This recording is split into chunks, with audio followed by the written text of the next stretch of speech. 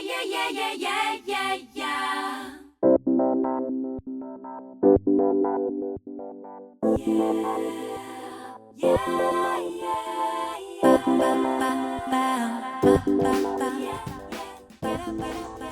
to my Joy Talks by Doug Pearson.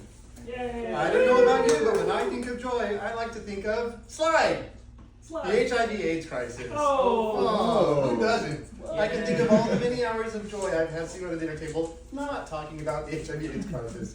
But we are going to take that joy approach to it, and it will be fun, I promise. Let's go to the next slide. That's what you're thinking is, seriously, Doug, did you really understand the assignment? I promise I did. And how we're going to get there is that really what we're going to do is tell a lot of stories to you. Is there hard parts here? There's a lot. I brought a hanky. I will probably cry before we're done. I'm almost guaranteed to. But there's pieces here that I think are really, really essential joy. And this is a moment I've been waiting for decades. And I will explain that to you as we go along too. So what you need to know especially well as we go forward is the main character of our story as we go forward, which is Slide. Me. Oh, adorable. Oh. Yeah, that's just funny. If only I could travel through time. So I was born in 1971. Stonewall was, of course, this is also a history quiz. This is Bill Artside. Stonewall was what year? 1969. Right. So right after the Stonewall event, I'm born into that echo of that. Into an evangelical household that didn't think that gay people existed, and if it did, they should probably just burn in hell. As I got older, I started coming into like the torturous puberty years. My eyes closed, probably a good way to go at it. This thing was emerging. So 1981 is when AIDS really became a thing. Moved from being GRID, which stood for gay-related immune deficiency, and evolved into what was AIDS. Anybody know when the first HIV case was recorded in the U.S.? 1959. 1959. So this was really a time when it exploded. It wasn't new. It wasn't originally just limited to gay people at all, but it became that definitely, and became equated to that. So I grew up. So in 1981, I was 10 years old and watching TV. So you can imagine 10 years old, and my hormones are just starting to course through my veins, and I'm starting to see news about the gay plague. I really did, that's a capture from an actual news story, and I wish I could show her because her haircut really is the gay plague. So I'm growing up, I'm hearing about this gay cancer, this new form of pneumonia that's taking people's lives, but gay plague was really the stuff that's haunted me. And something really does, there's something really strange. Somewhere around here, you look at the pictures of me, and there is like a joy that sort of disappears from my eyes as a kid. I think it's the closer I got to understanding I was gay, I got really sad at existing. So that's how I get poured into the 80s. Slide. I'm really enjoying that. Now this is, yeah, right? Oh, yeah. Now, that's better than Hamilton. Oh, man, so that happened, and we're still recovering, but this will be the character as we're introduced to it. Some really interesting things over here. So this is high school. I had a whole series of bolo ties, I still do, and pink sweaters. This is from my acting phase, and this is from a movie clip we're about to watch. If you would. Here's the problem. So much progress has been made in fighting STDs. But with the AIDS epidemic, we just don't have all the answers. With modern medicine and everything, why don't they just come up with a cure once and for all? A shot or a pill or something that just kills the stuff. Well, at this point, they can control some of the diseases. But in most cases, they can't kill them. They just keep them from getting worse. You can get rid of them eventually, can't you? Yeah, sometimes you can. But even if you do, the next time you have sex with somebody who's got it, you can get it again. And the next time you have sex with anybody else, you can give it to him or her. What do you mean, him or her? It was just a matter of speaking. Also, when that person that you slept with has sex with someone else, then that someone else can get it, and that someone else, and so on, and so on. And that's how a disease can become an epidemic. Mrs. Lewis, when do you think that they'll find a cure for AIDS? That's the scary part. According to the experts, it's not going to happen anytime soon. Can AIDS at least be controlled, like some of the other diseases? I really wish it could. But right now, if you get AIDS, you will probably die. I thought that's why condoms were used. To keep from getting diseases and to keep girls from getting pregnant. Well, condoms definitely increase your chance of prevention. No doubt about it. But there's no guarantee. You don't hear this very much, but condoms have a failure rate of about 10 to 15%. Some say as high as 30. It's a great average if you're a baseball player. You mean you can still get one of those diseases or get pregnant Even if you think you're covered, so to It's speak? made for public schools and for churches.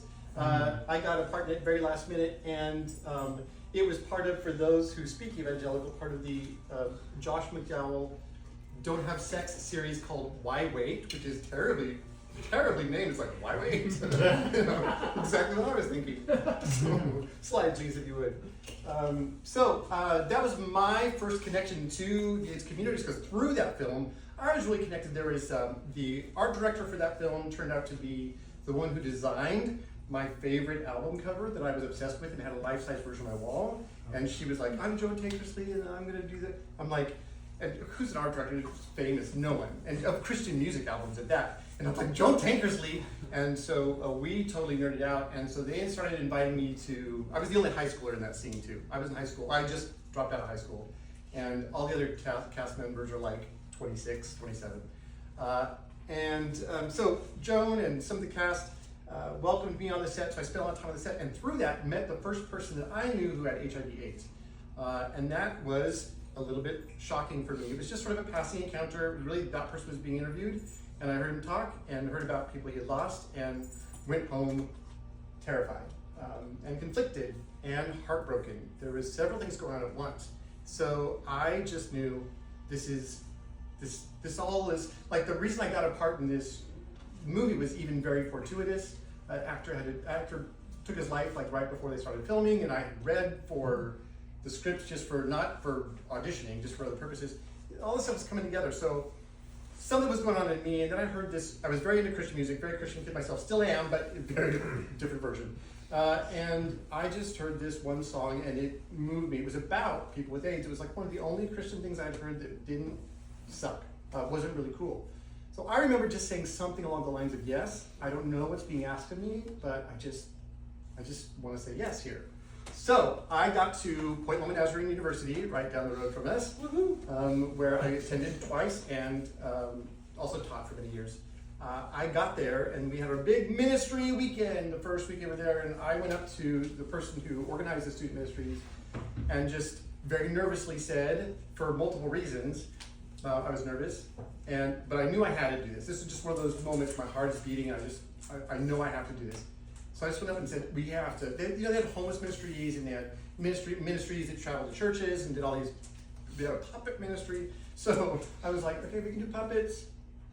We need to do AIDS. Something. I don't know what to do. I just know I need to do something. So I nervously said that, and Dana reached into his pocket and said, a woman just opened an AIDS hospice here in town, and here's her number. Do something. Oh, you can have a $500 budget. Go do something. So we did. I don't have hardly any pictures of that time because we didn't take pictures at the hospice. That's not what we were there for. We made tons of mistakes and stuff, but it was a remarkable time. So the 4 years I spent, my undergraduate, I spent volunteering at the Ariel House AIDS Hospice for 4 years. There I met David.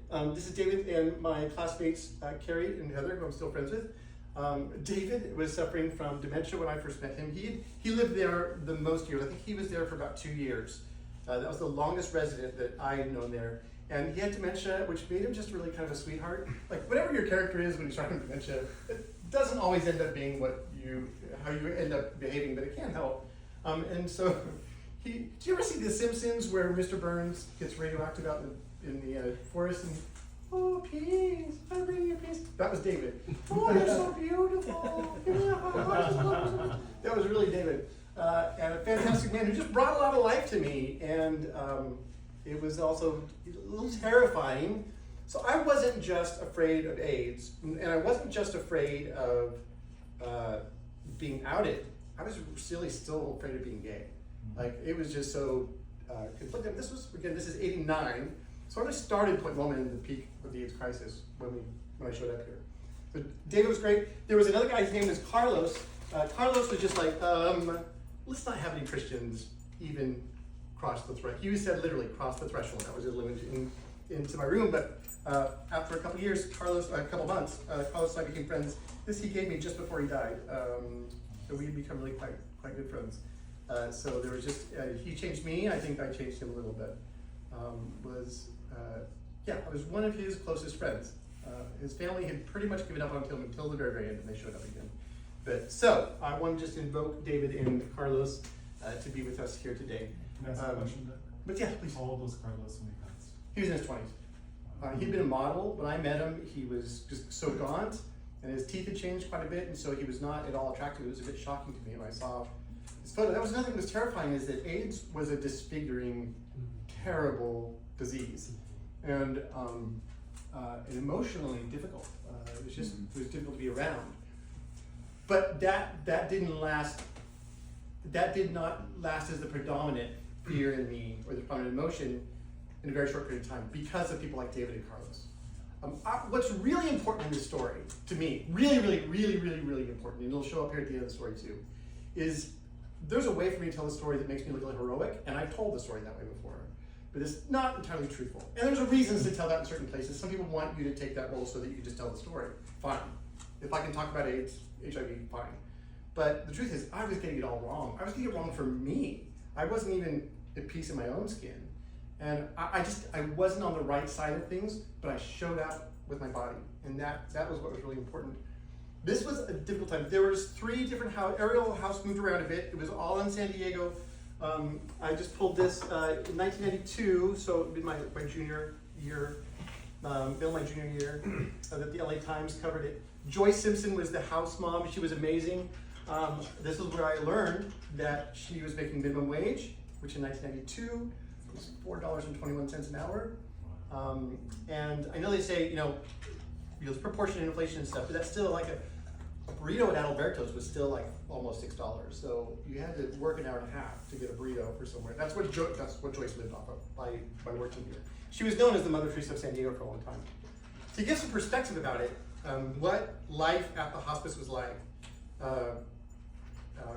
weird to adjust to. It also turns out that one of the professors that at Point Loma, who I'm still really close to, and he's an amazing human, was one of the scriptwriters for the movie that I was in. That's a little side note we'll come back to. So I was there, and one of the things that's hard to communicate is just what it was like in that time to experience the social phenomenon of AIDS. Is that we really would have apartment buildings be emptied out in the course of 6 months. Just entire apartment buildings in San Diego. San Diego was a heavy hit. It was a hot spot for AIDS, and it was terrifying. And after that, it was just constantly heartbreaking. So here, today, this is 1992. Today, Ariel House helps about 75 men a year approach death with dignity or move out. Only about a fourth of those people moved out. So 3/4 of those people died. So if you math, 75 people a year is, let's just say it's 50 people a year died, that's still 1 a week. Yeah. So volunteering there meant every week you showed up was, who's still here? Who's still here? So to have David in my life for 2 years, dementia or not, was a phenomenal gift. And I wasn't 21, couldn't go to bars, didn't have any gay friends because certainly my family didn't interact with gay people. So suddenly by volunteering at the AIDS hospice, I had gay mentors, I had gay friends.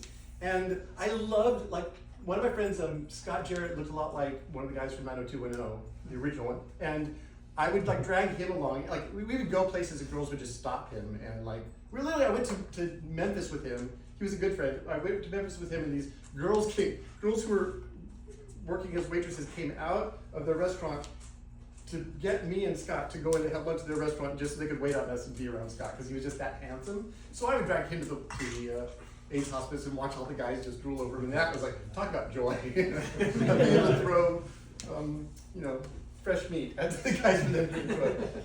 Let's go to the next slide, please. So I made a movie myself. I kind of gave it to myself.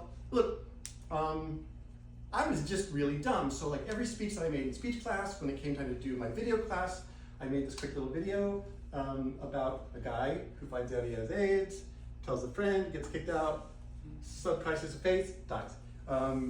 Super uplifting film. That's where I won my Oscar. I did dig out, this shirt was a special shirt for me, and so I also found it, and I'm wearing it today. And go to the next slide. And so, to me, like, what's one of the key pieces of this story, if we're talking about the joy of the thing, and it's not just going to be an information lecture, what's really important is I was there for the wrong reasons, half of which. I still, part of me wanted just to be heroic, you know, like, didn't you when you were 19? Maybe it's possible it was just me. But I was so wrong about the issues. I still didn't know whether a person should be gay, whether God wanted to be gay. I just knew I had to say yes and I had to show up, and I showed up with my body. And that was really important. None of us knew what to do. There were no answers, there was no hope. And at this point in time, it wasn't until like even 1985 that Ronald Reagan first even mentioned the word AIDS publicly. So we were being ignored, except where there was fear, like the Ryan White case. We were being just ignored. There was no funding. And so when we worked to raise money, like at a drag show, or when there was an event at a bar and I gave my last $5 to, that was AIDS funding at that point in time. It's really important. I still didn't know what I was doing. I didn't know what our goal was, but I just knew, I knew it was right to show up and to rub people's feet, because that was the one thing that we could do. And we eventually made it a clear rule that there could be any praying, any spirituality you wanted to, but absolutely no evangelizing and no commentary on anybody's lifestyle. That was our rules. And again, the Evangelical School at Point Loma, which has just recently fired people for being fired our friends for being vaguely supportive of queer people, gave me a budget to do that. And we're supportive of everything that we did. So it was a phenomenal time in that way too. The main thing for me is that I ended up on accident being a participant in a community.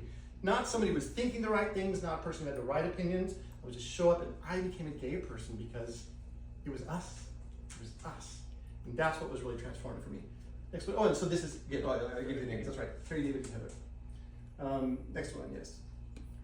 So this is really key too. So socially, so that's a lot of my story, how I ended up in that particular place. But so much of this is going on. A lot of you will know that, well, there wasn't always an LGBTQ community.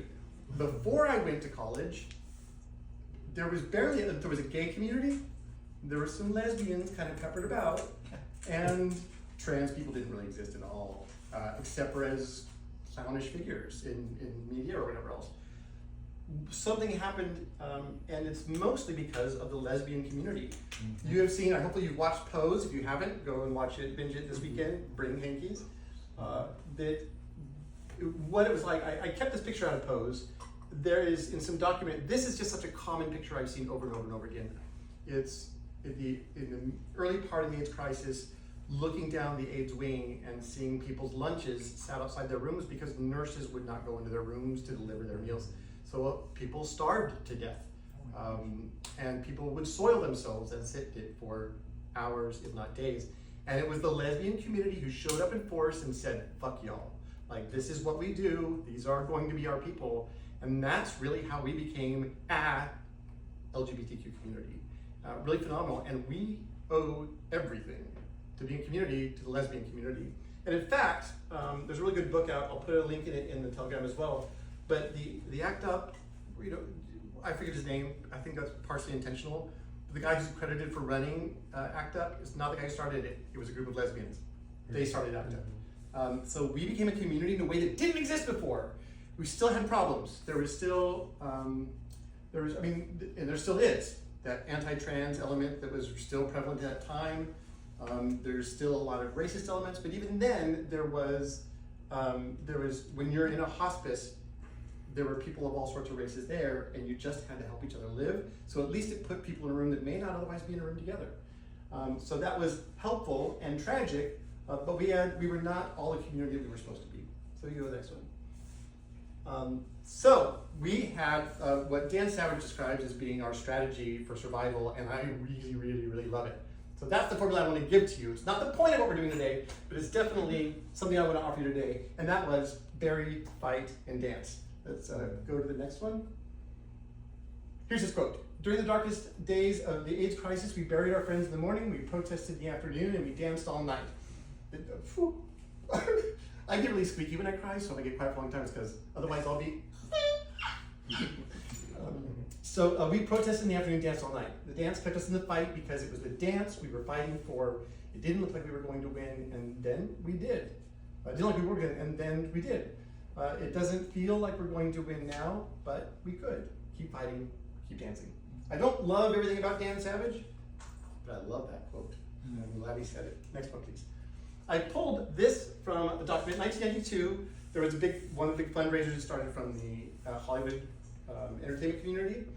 And they broke this event, before this was ever articulated, they broke their major fundraising event into 3 parts. They had a big musical event of it, but it's called Heartstrings, and it was a very mournful celebration of the lives that had been lost. There was an element of the AIDS quilt that was brought, and there was a red dress party, which was a big part of fundraising for the AIDS community. And I can't see why we shouldn't have a red dress party sometime soon in Temecula. Yeah. Right? What's a red dress party? It's exactly what it sounds like. To get in, you have to wear a red dress. Period. Everybody. It's really, really fun. And I love a good red dress. I've got a few of them. So this, I love these images though, because they also match Dan Savage's his summary of how we survived. Next slide, please. So a big part of this is where it gets a little tricky for me, so give me a moment of downtime. We'll pick it back up, I promise. Burying people is an important part of what we did. For people that were really active in the community, it was a funeral a day. Not for most of us, but as I already covered, for me, every week when I showed up on Thursdays, it was, so who's here this week? I'd go to Joyce and go, so who's in the house, because there might be new people, and there was almost certainly somebody who moved out. Everybody seen the picture on top for the San Francisco Demons community? This was taken in 1993. These are the surviving members of, the white shirts are the surviving members of the gay community, or the choir, in 1993, by the time that the plague had taken its toll on our community. My best friend in Austin a couple years ago asked me, when we were talking about some of these stories, some of the harder ones, he just asked me, talk about the people that were out, not the people who are still closeted at Flint Lono, which there are several that I'm friends with, but of the people that were out in my life when I was in college, how many of those people did I lose? What percentage?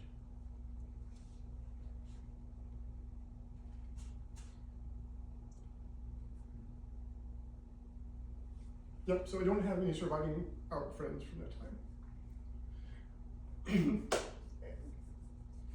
Shoot, I really practice this. It's really hard because what doesn't change, and I think some of you may know this about grief, is that those people still aren't here.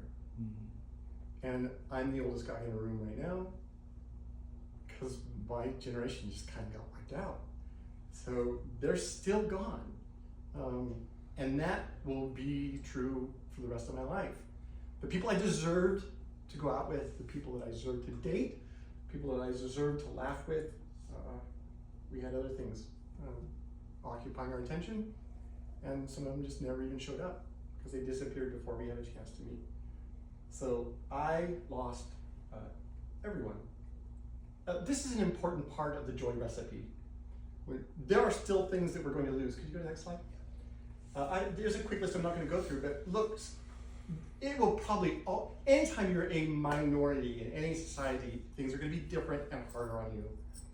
So whether it's losing relationships because we may make society 1,000 times better than it is right now. I love the book Velvet Rage, not every part of it, but in that it says you're always going to be a weirdo if you're queer. You show up queer, it's not expected, it's not like genes, that we can see that how predictably it runs in families. You're a redhead, you show up redhead, nobody's surprised by it.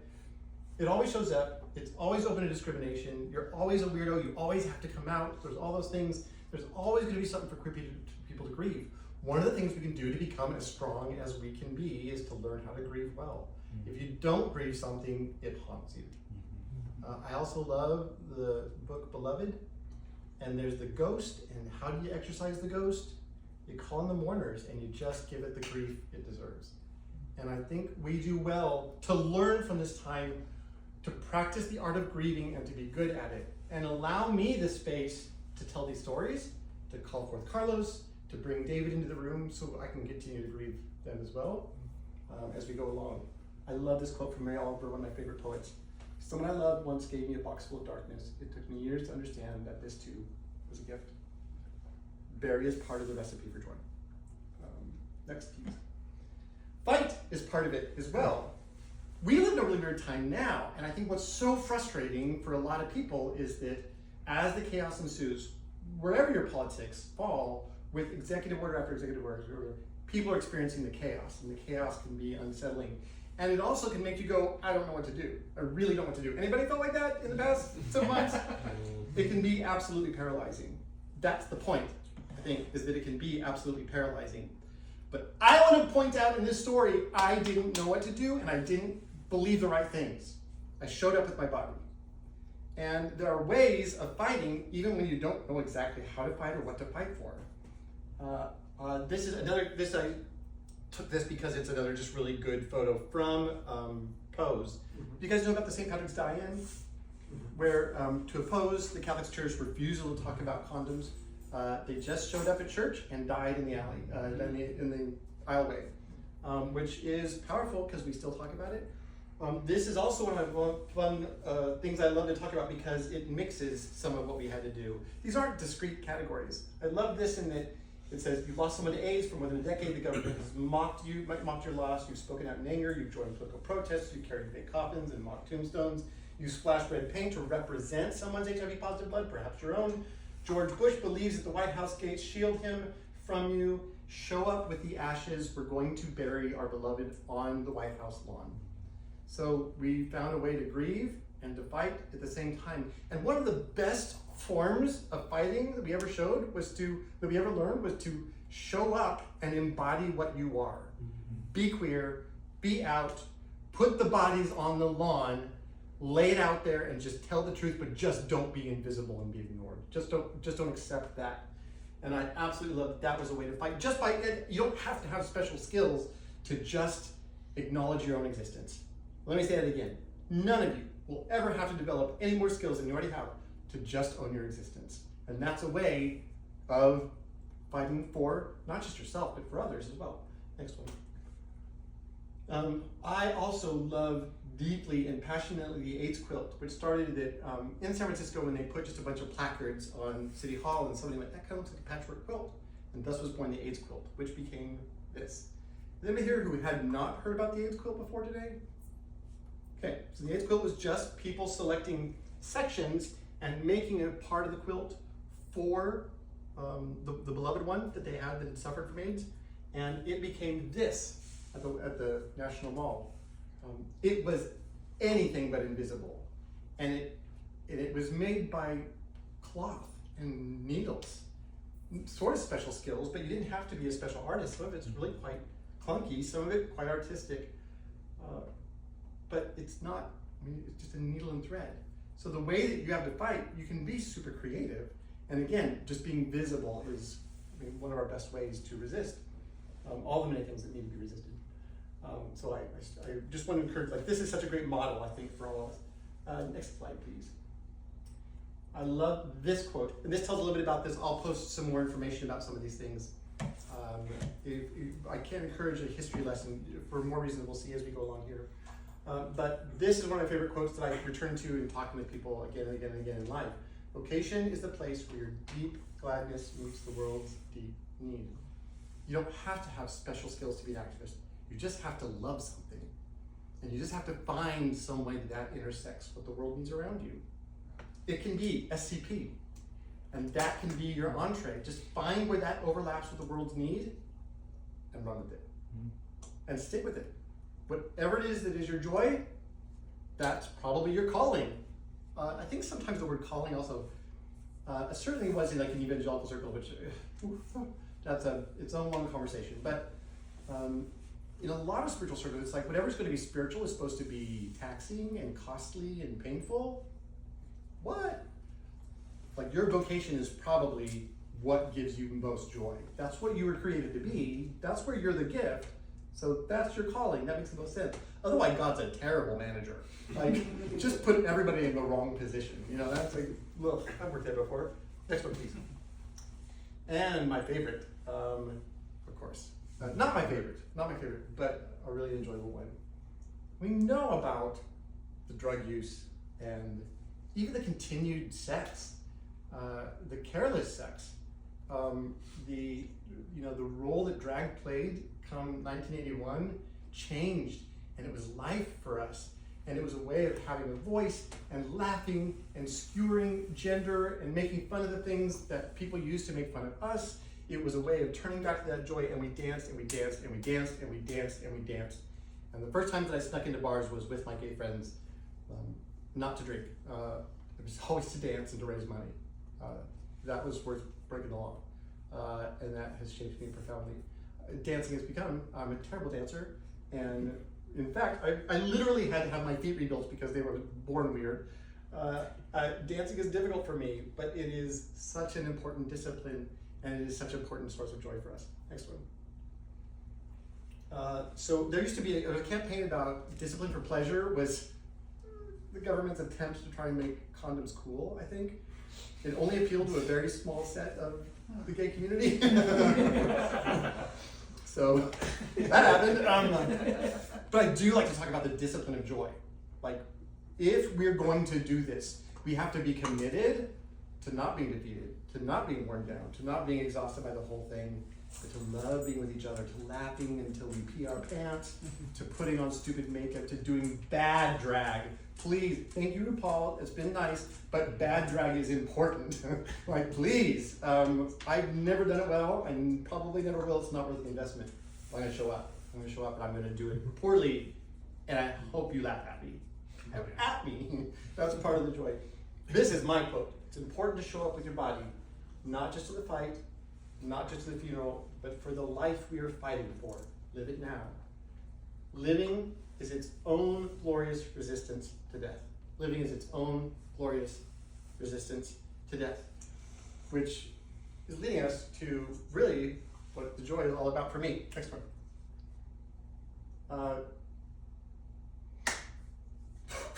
Damn it. Okay, little commercial first.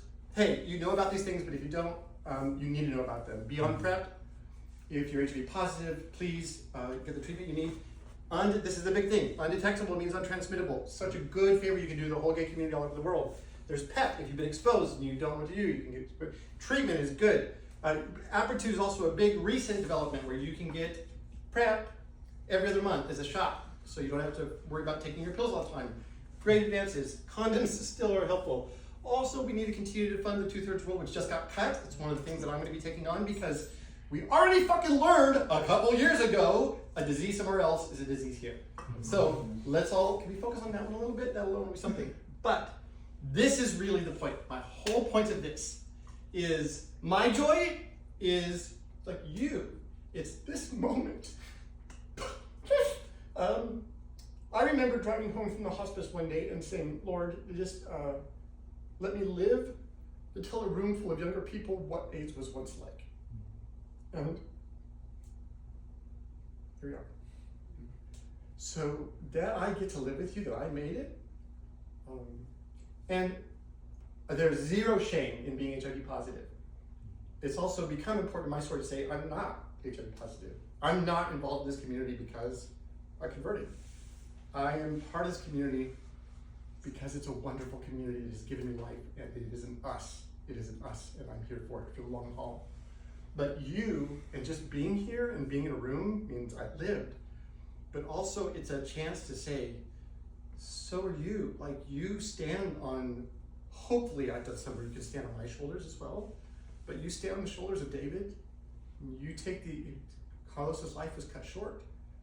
And so you're the heirs of that, and it's up to you, like, to have really good sex that he didn't get to have, to dance, and to love each other, to forgive, to be part of the drama, to fix that poor lady's haircut from the beginning part. Just so important. Next slide, please. But you are the same story. This is my story. I hope it's made a big difference in people's lives as I've gone along. I've been able to speak to a lot of churches where churches don't usually have these kinds of conversations. And I think one of the reasons that that's the case, next one please, is because I have a story.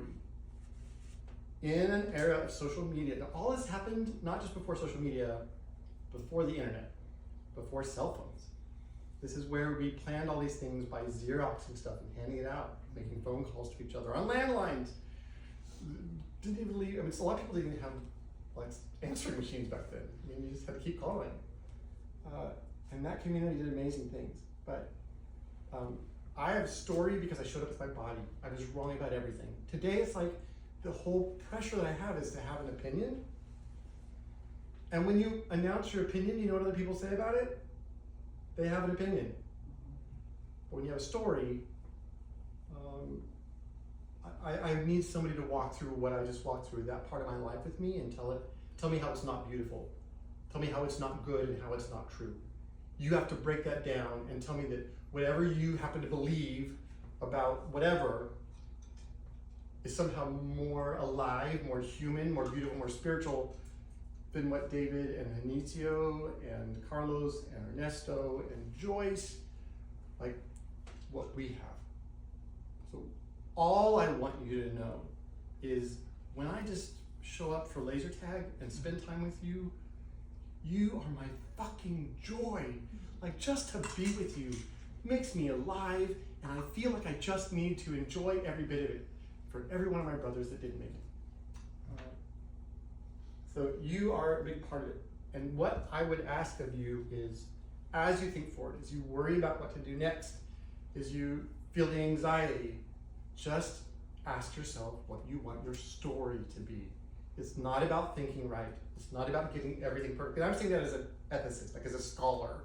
Like, I still want you to think well, and I can do that with people too. But mostly, I just want you to show up with your body, here with each other, and just work it out. Get it wrong, but do it together. Become a participant in something, and there is a significant chance we'll change history. I have decided that will be the case.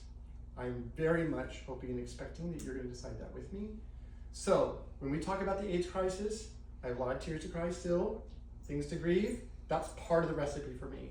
But really, what we're talking about now is the fun part of the story, where people get to have sex without condoms again. And where I get to be with people I love, and I'm not expecting one of you to be dead by next week. Like, this is the good point. You're welcome to join. I hope you will. That's part of my source of joy. That's it.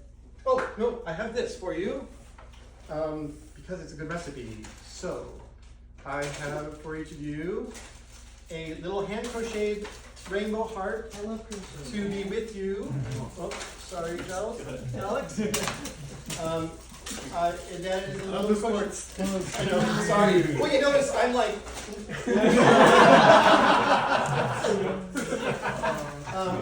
there's a crocheted heart that are made by some very pure business folks. There is just a little swatch of cloth that I would love for you to be creative, to figure out a way that it will remind you, or that it can be a gift to someone else, into making a difference. Because if you can make a quilt make a difference, you can make any little piece of cloth. It's just a reminder to be an activist. And of course, a disco ball.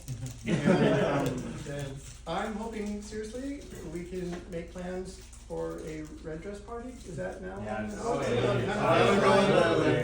And I would love for it to be an opportunity for us to raise money, even small amounts, to send to the part of the world that just got their funding cut, to save lives from lack of HIV and AIDS funding. Thank you very much. Thank you.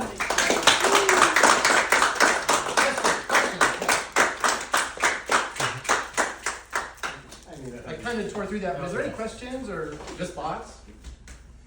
Thank you. Yeah, gratitude. Yeah. So like, when you were talking about your joy, it kind of gave me chills. I just want to say that. I really appreciate it. Oh, I hope so. About that. Yeah, this is the good part of the story. So when I went to college, I actually studied history. That was my bachelor's degree. Awesome. And I actually wrote a thesis on not only the AIDS crisis, but specifically the organization of the LGBT community, specifically in San Diego, and from my home school, SDSU.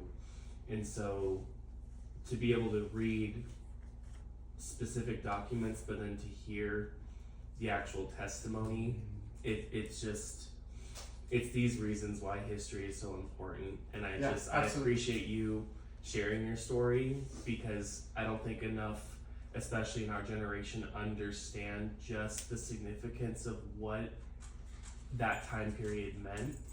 And so for you to tell your story, it just allows so much more understanding of it. And thank you. Well, I hope that It's a you'll lot. call some of your colleagues, friends, and you can tell them, mullets existed. I met someone who... Guys, you'll never believe it. They're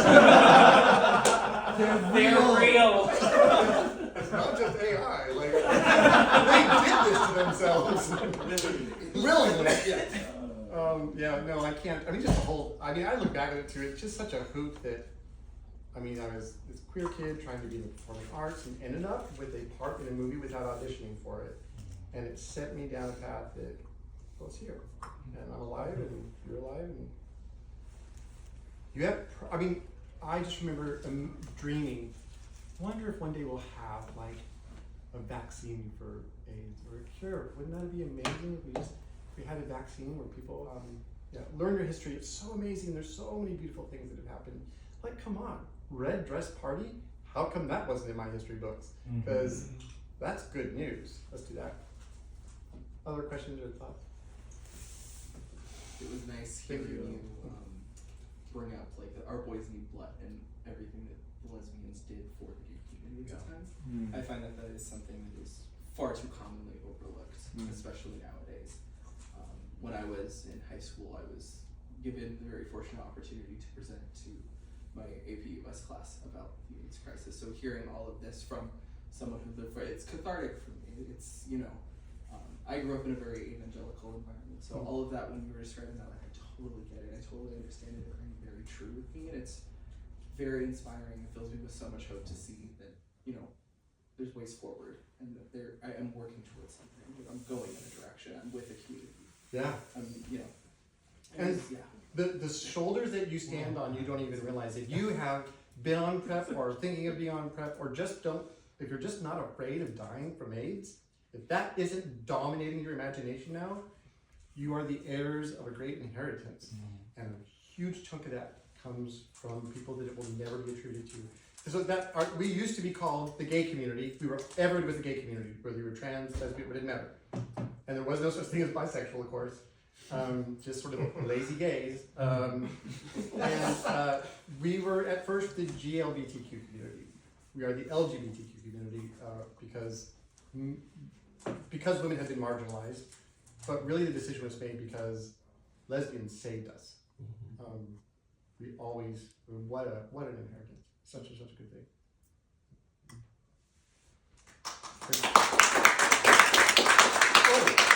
I also created 3 playlists. Berry, that has songs of grief and encouragement and strength that are tearjerkers. Fight, that are protest songs and some to keep you laughing along the way.